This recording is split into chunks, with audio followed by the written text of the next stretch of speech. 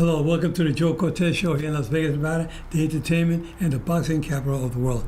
Well, today we have two guests, one that's deceased most recently, our dear friend, George Foreman, and then we have a special guest in the studio with us today, none other than Charles Hamilton, one of the great singers, a veteran for over 25 years. We'll have him on the second half of the show. But we're going to talk a little bit first about, and my co-host here, my champion here, Shelly Stevens. Hi, guys. Good to see you again. And we're going to talk a little bit today about George Foreman. George Foreman most recently just passed away last Friday, and George Foreman was a dear friend. I got to be conference with him after I retired from boxing because, as you know, as a referee, I cannot be mingling with these fighters. It's something that we don't do in boxing. Referees and judges got to stay away from the fighters and the managers, promoters, trainers. We stay away from those people. But after I retired from boxing, you know, I thank George Foreman for the nice things he said about me as a referee. I know all the time when they were commentating, they would tell him, Jim Lampley would say, hey, George, so tonight you got one of your favorite referees. Say, yeah, Joe Cortez. Is he your favorite referee? Because he counted out Michael Moore when you knocked him out for the heavyweight championship when you were 45 years of age. Is that why he's your favorite referee?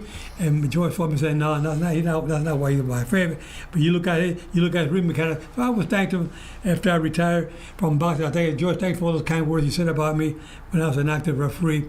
But anyway, we lost a good man. We lost somebody special in boxing. George Foreman was an individual that everybody loved. You know, he was, everybody knows about it. You have a George Foreman grill in your house, and people say, it's not about that, Shelly? Yeah, I'm sure all of us have a George Foreman grill. I know, right? But one of the things that George Foreman did, I think he made more money with his George Foreman grill than what he did with the gloves, you know? And I have a glove here that I have on tonight, because I found it today in my collection. Ernie Shavers on the top. Ernie Shavers, he said Ernie Shavers' piece. Ernie Shavers was a heavyweight who fought them all, and Ernie Shavers was the hardest hitting heavyweight, but known by everybody, especially Muhammad Ali. He said that's the hardest hitting heavyweight. He hit me so hard that even my kids and all my family in Africa felt the power that he had. He hit so hard, you know. So anyway, but that's how hard. What's the name?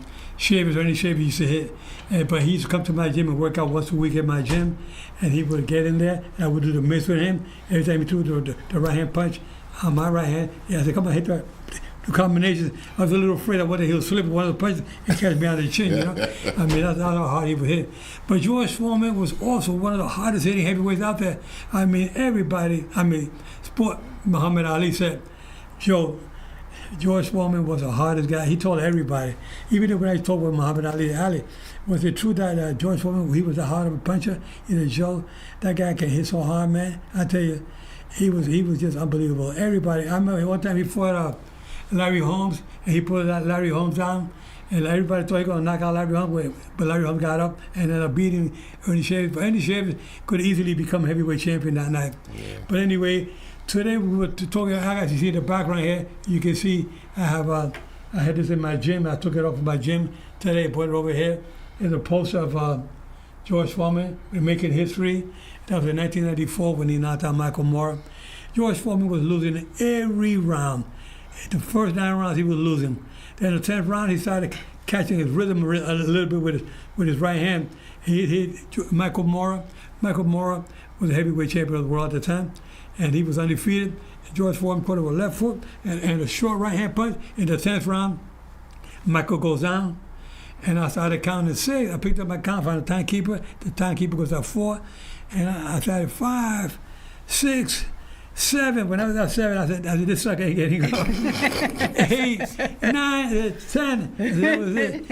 And Michael Moore was counted out. And Michael Moore, what a gentleman he is today, too. He's a real nice guy. Yeah. I see him every so often about the Hall of Fames. And but George Foreman, when I counted 10, I looked out to George Foreman, and he dropped down on his knee. He looked up at God like praying to God, thank you, God.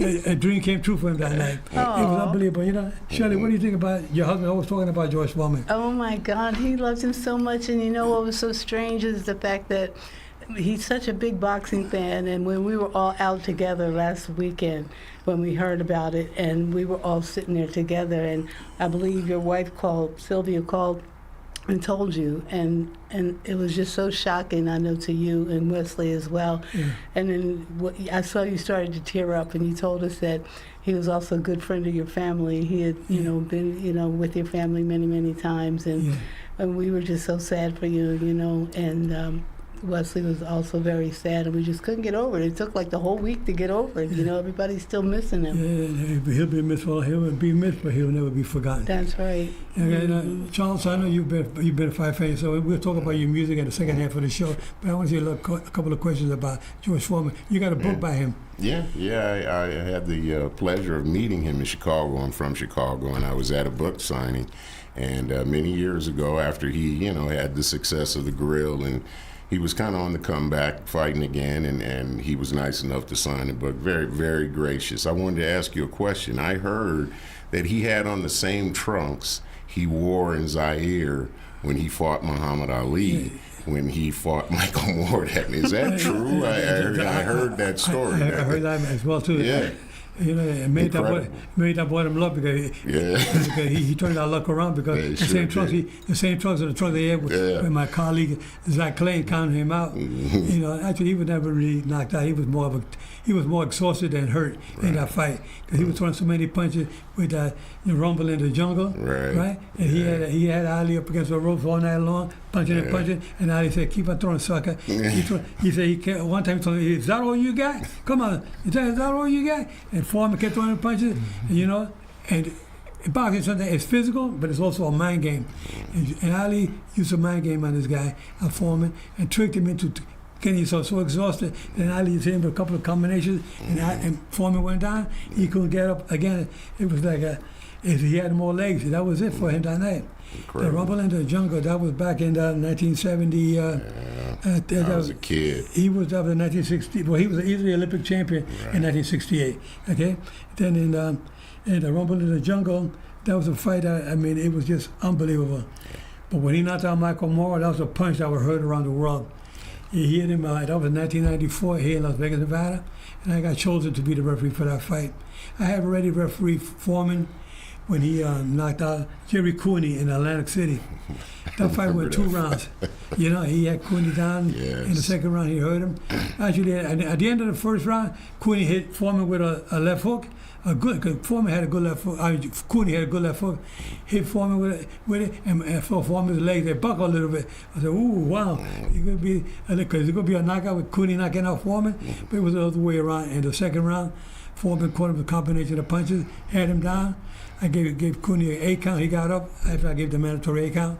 He got up, and then I let him take some more punches. Then he got up. Foreman comes in, boom, with an uppercut, just one punch, uppercut. Cooney went down. I didn't bother to count. I waved it off right there. Yeah. He was out cold, Jerry Cooney was the Great White Hope. They called him when he fight Larry Holmes. Yeah, I remember that. They built that fight as the Great White Hope. Jerry Cooney fighting Larry Holmes, and Larry Holmes ended up beating him. That fight took place here in Las Vegas as well. But I'll tell you, George Foreman to me was a gentleman that brought a lot of class to boxing. He was a gentleman. The first time around, when he became champion back in 1973, when he knocked out Joe Frazier, he was the nicest guy in the world back then. Then when he fought in Puerto Rico, he had a fight in Puerto Rico, and he ended up losing that fight. He said he saw God in the dressing room, and everybody said he's freaking out. But then he turned to religion. He became a minister. He was preaching for about 10 years. I remember that. Preaching, and then they said, they had the club for the Boys and Girls Club in Houston, Texas, and they were running out of money. And they were going to go bankrupt. And he said, "I can't let my place close up on me. He said, I got to make a comeback." He told his wife, "I got to come back. I'm going back to boxing." She said, "Are you crazy?" He said, "I got to come back. We got to save the gym. Got to save my kids, get them off the streets." That's kind of hard that George Foreman had. He was a minister, but he always had a good heart. And he came back and made a comeback. I did it when he fought Jerry Cortez up in Reno, Nevada. Then he fought Jerry Cooney in Atlantic City. And then they put me to do him against Michael Moore here in Las Vegas when he knocked out Michael Moore. And then after that, he had a couple of more fights after that. But I did his next defense. He fought against a guy named Axel Schultz. And Axel Schultz, a German fighter, was to get Foreman a tough fight. And we gave him a run for his money, but Foreman got the decision, and it was a fight that George Foreman said to himself, you know what, I already got my gym open, I got the money for the kids, I got the George Foreman grill going. And then maybe about 7-8 years ago, he sold the George Foreman grill for $200 million, you know? Yeah. So he did okay for himself and taking care of his family. He had like 10, 12 kids, I don't know, something like that. And they're all named George. George, and he got a daughter named Georgette too. George Foreman, I know, I can't even believe. he was a first class, that guy. And I tell you, I miss him so much. You know, this poster I have of him back behind me here, it's just amazing. I'll keep those for the rest of my life. While I'm alive, I'll have those up in my wall there. I can always see George, and one day I'll meet him up in heaven because he was a good guy, you know. George Foreman. We have any other photos there? There's one of George right there, giving you a fist. Look at the hand on him. We got a big hand. George Foreman. We have another picture of George and I together. That's him here when he's posing for his promo shots. And there he is when he won. When I'm raising his hand up there. Yeah. When he knocked out Michael Mora here in 1994 here at the MGM Hotel in Las Vegas. And it was a great, great night. Any other photos we have of George Foreman there? I guess that's it. But I tell you, Shelly and Charles, you know, boxing has been good for me and been good for George and so many people around the world. We were able to help a lot of people out there. That's why I had the show today. I met you last week, Charles, at the Dennis Bono show, and we were talking, and I said to myself, man, you got a tremendous voice. We'll talk about you in a few more minutes. But I'm glad you came on the show to talk a little bit about Big George Foreman. Absolutely. And Shelly, you know, your husband, Wesley, always talks about boxing. I think besides music, her husband was a singer with the Stylistics and with the Commodores. And he loves boxing. Boxing is his favorite. I do too. Besides music. Yeah. And you too. I fought a little in the military. You were in the military for what, a little over 25 years? 25 Yeah. years. And well, thank you for that. I'm a veteran myself, and it's really good to meet one of my colleagues who was a veteran. And Absolutely. you were in the Air Force for a little over 25 years, and you still involved a little bit with them? Oh yeah, absolutely. What do you do with them now? I still do outreach programs with the recruiting office here. I do stuff out in Nellis, trying to get some music going out there as well. I'm working with the rec center and stuff like that there at Nellis. So they have a talent show, they have a band. Yeah. Are you involved with a military band?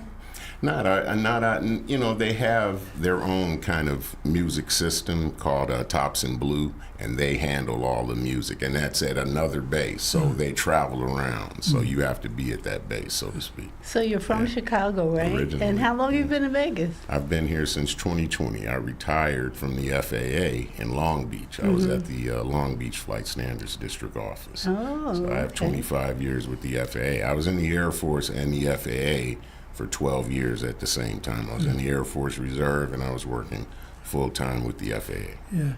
I have a grandson, Ricky, who's Ricky Bulgos, who's with the Air Force. I believe he's at E5, and he's a reserve now. Yeah. He did, I think, 3 years, 5 years in the Air Force, then he did some reserves. He's still involved. He got back a couple of months ago from, he was out in the Middle East someplace. Yeah. Been all over the world. Yeah. It's one thing about military, you get to travel around the world. Absolutely. If you're a lifer. If you're short term like me, 2 years, and you don't get to travel much. But I was stationed out in Fort Hood, Texas, and I was, after I won the National Golden Glove Championship, which took place in your city, Chicago, it was New York versus Chicago, and it was in 1961. There was a fighter by the name of Oscar German, who was on the same team with Cassius Clay the year before. It was before Muhammad Ali. He was Cassius Clay. And this kid, Oscar German, from Ohio. No, he was from Grand Rapids, Michigan. And he represented the Chicago team. And he was on the team with Muhammad Ali, Cassius Clay, in 1960. And I watched him in 1960 in New York, Madison Square Garden. He knocked out a kid by the last name of Rivera from Puerto Rico, knocked him out cold. And that was my first year. And I was 16 years old watching this kid, Oscar German, for the national. Would you believe that the following year, I'm fighting Oscar German for the national championship myself in Chicago Stadium. Wow. And my brother Mike and my brother beat one of the O'Shea brothers, Tommy O'Shea, and I ended up beating Oscar German for the national championship that year. Wow. So both of us Cool. It was nice. But you know what one of the highlights of my career as an amateur fighter was when in Madison Square Garden in 1961, just before the national championship, where I knocked out 2 guys the same night in Madison Square Garden. 2 guys the same night. Joe. I mean, that was unbelievable. I mean, I was a bantamweight, and I was more of a boxer. More slick. I had to get hit that much in boxing, but I was more of a slick boxer. But that night, I must have ate my Wheaties that morning because I tell you, I hit that guy with the first round. I knocked one guy out, and the other guy, I stopped him in the second round. Wow. And people say, "Wow, Joe, that's amazing." They've been saying, "Who knocked out 2 guys the same night?" They've been looking to this day. They're still looking to see who knocked out 2 guys. Joe Louis fought in that ring. Marciano fought in that ring. Cassius Clay, Muhammad Ali fought in that ring. Joe Frazier, you name it, Joe Louis, they all fought in that ring, but nobody knocked out 2 guys the same night. Joe Cortez did. That's all right. Yeah, so going back to your music, Chicago was great memories for me. Sorry that we beat you guys that night, 96. But here we are with friends. Like in boxing, you fight each other, and at the end with the final bell ring, you embrace each other. That's and right. That's what we're doing here today. We're embracing you as a good friend, and salute you as a soldier that we are, and a singer. I mean, you bring a lot of talent to the show. Yes. Were you performing also when you were in the military? No. That's really? that's the thing. That's one of the reasons that I didn't continue working, because I knew my job would get in the way. As an inspector for the FAA, I couldn't get involved in stuff like that. Okay. So when did you start? When did you get into performing professionally? Well, music's always kind of been in the background the last 10 or 15 years. I've been kind of working on it, and with another friend of mine that I collaborate with music here in town. His name is Billy Evans. He's a good trumpet player as well. We collaborate at times, but that's when it kind of started, and just got a little more serious. I have a very good musical background. My family, all of us were musicians. My brother is a bass player. He plays with me in town sometime. I got him to move out here with me. That's good. And now I got my musical Jedi here. Yeah. My brother's a great bass player. He actually. We want to see a little clip of you singing that our engineer Rick is going to be shown right now. Let's see. He is very, very extraordinary.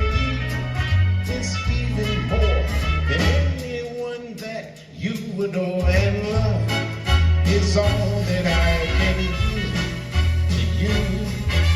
Love is more than just a game for two. True love can make it. Take my heart and please don't break it. Love was made for me and you. Love was made for me and you. I said love was made for me and you.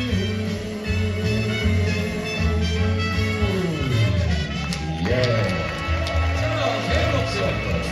We were there. Oh my goodness. And that is one of our favorite songs to do. Seriously. Oh my God. Actually, it's on our CD. So you waited that all the time when you got there? That's my signature right there. Yeah, right, Joe. I like it. That's your signature. That is so cool. Oh my God. I'm kind of known for wearing the hats around town. Sounds like my husband. Oh my God. People ask me all the time, do you sleep in an hat? You know, oh my God. So you do a lot of Nat King Cole songs? Yeah. That's kind of what I've gotten known for. I do Sinatra as well, but I also like a lot of contemporary music as well, and R&B and stuff like that. So Nat King Cole had a brother. He passed away 2 years ago, named Freddie Cole. And Freddie Cole was a singer at a hotel that I used to manage down in Puerto Rico. Yeah. And he was a pianist, and he was sing, and people say, "Can you sing one of Nat's songs?" He said, "I'm sorry, I don't sing any of my brother's songs."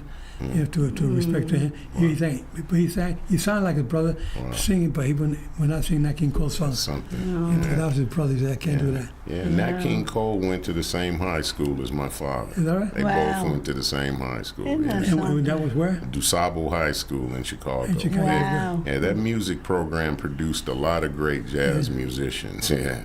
A lot of people. Gene Ammons, for example, he went there as well. Really? Yeah, Jerry Butler.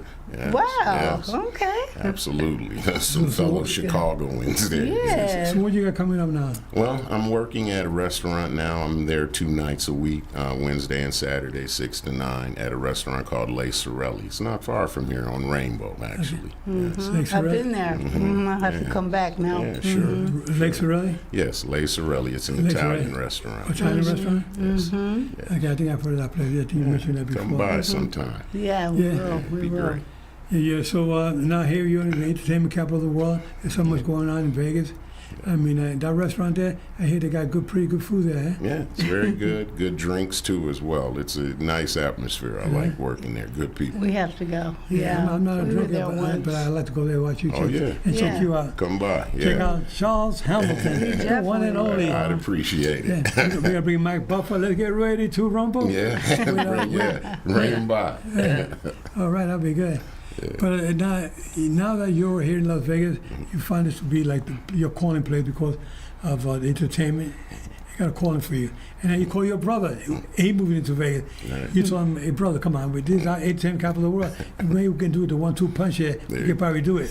There you go. He plays the bass, eh? Yes, he's part of my trio as well as Billy Evans. So we have a jazz trio. But, we're getting it going, but he has to get retired himself. He has a real job. It's not like me. He's not lucky enough to do that yet, but we're getting it going. Well, so what do you think of Las Vegas now that you've been here since 2020? 4 years. You're a baby here. Yeah. Yeah. I love it. How do you find Las Vegas? I really love it here. My thought process, because I was trying to decide, was I going to stay in the Southern California area or should I come here?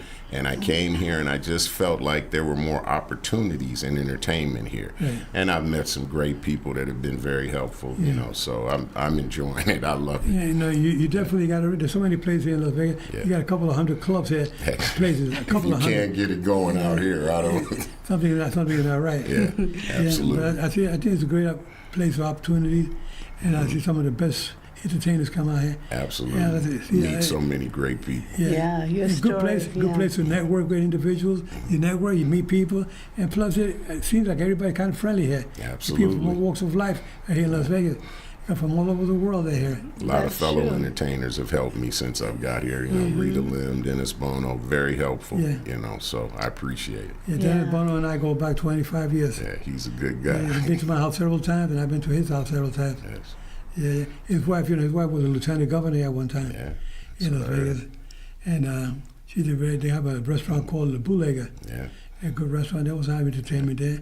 We got to see, you got to get you in there one day. I've sung in there a few times, Yeah. Joe. I've sung in there with Rita Lim a few times. I love the place. Yeah. Yes. Yeah. Very nice. I think I got to meet some entertainers there. Clint Holmes, his wife Cindy. Kelly. Kelly. Kelly, Yeah, Kelly, Kelly yeah. Clinton. Yeah. Yeah, so Yeah.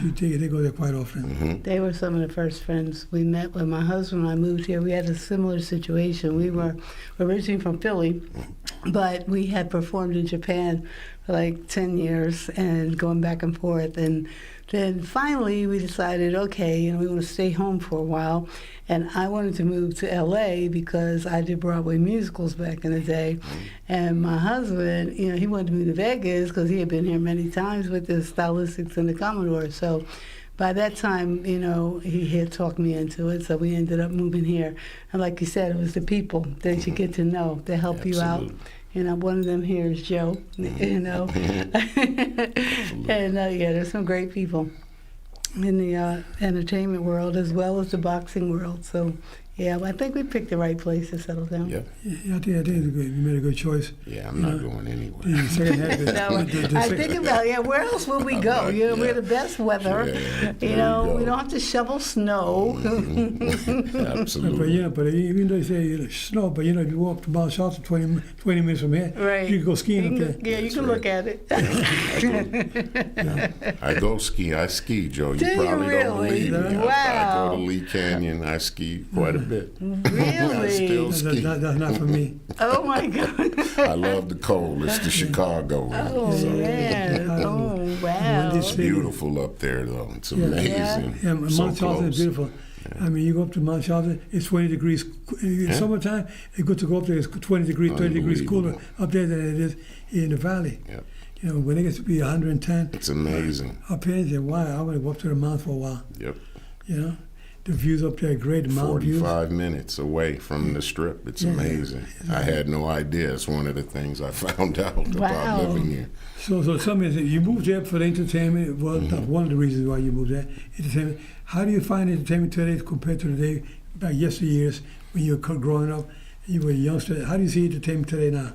Well, it seems like everything now, you know, it was record driven back then. People were making a lot of recordings and studio work. Now here it's more about entertaining live. They like a lot of live music here, and I like that. You know, I get to perform at a lot of different venues because of that. But that's what I see as a difference in terms, if we're talking about Las Vegas, it's just so much live entertainment everywhere. Right. Even in Los Angeles, you're not going to find as much as you do here. It's just, that's what I think. It's just, you know, the concerts are smaller. Remember when they used to have the Super Fest and it would be, it would be 8 or 9 acts in one concert. You know, all those things, you know, it doesn't seem like they do that much more. Maybe in hip hop, but. Yeah, there are some very nice places to play that have live entertainment. That's what we love about Vegas too. Yeah.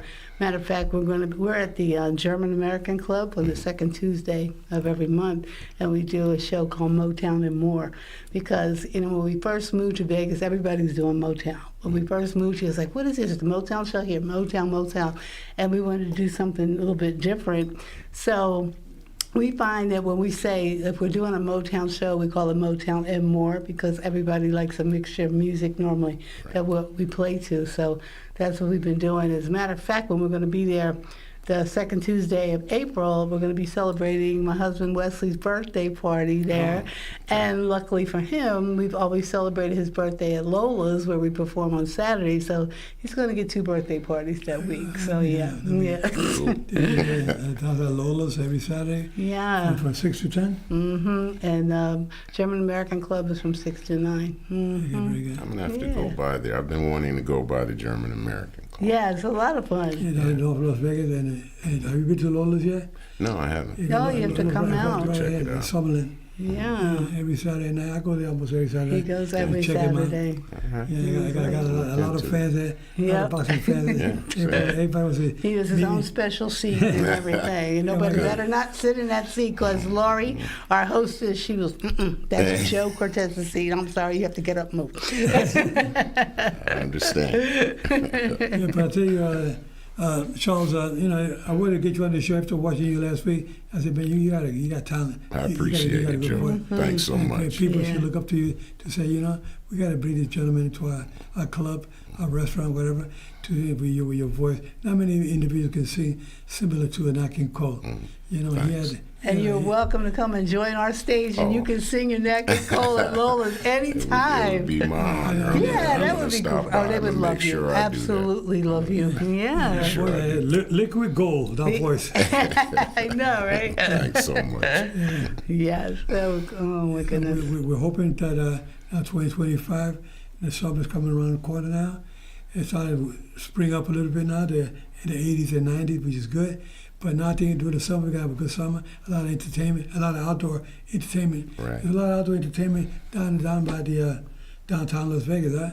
Absolutely, yes. There's a lot of outdoor entertainment. Yeah, even up in our neighborhood, we have outdoor entertainment. There's another restaurant up there. It's called Miller's Tavern, and when the weather gets nice, the entertainment is outside on the patio. We played there a couple times. Is that a golf course? Yeah. I have sang in there before. Really? Yes, I have some friends of mine that also entertain in town. They had a few gigs there, and I've joined them there. That's a fun place. It is fun. It is, yeah. I sang a few times. Yeah. We have a mutual friend that I had a restaurant across the way from up there called my mother's house. The guy Mike Leonetti had a place. He closed it down a couple of months, about half a year ago. But he had a place there as well. Okay. And that was very good. He just went off our friend right Shelly, up there in Sun City. And he introduced us to. He sure did. Yes. Yeah. He made the connection. That was my mother's house, right? Yep. Oh God! When Joe came walking in my mother's house, and Wesley and I were performing, and they just fell in love with each other because my husband loves boxing, and then it's just been magic ever since. This is just an honor for me. It's just so funny. When I saw him at the show at Dennis, boy, I knew who you were the minute you walked out of that. I knew. I said, that's Joker. I knew exactly. I've watched so many fights. Well, my viewers out there, we want to just tell you guys, we're so happy that you joined us today for this show with our special guest, Charles Hamilton. Don't forget, check him out on a regular basis. You have to read the name of your restaurant again? Is we perform Les Sorel. Les Sorel? 5875 South Rainbow. Les Sorel, yes. From 6 to 9. Wednesday and Saturday. Okay? We'll see you guys next week. Take care. Keep your guards up at all time. And George Foreman, when you rest in peace, we love you, we miss you, but you'll never be forgotten. God bless.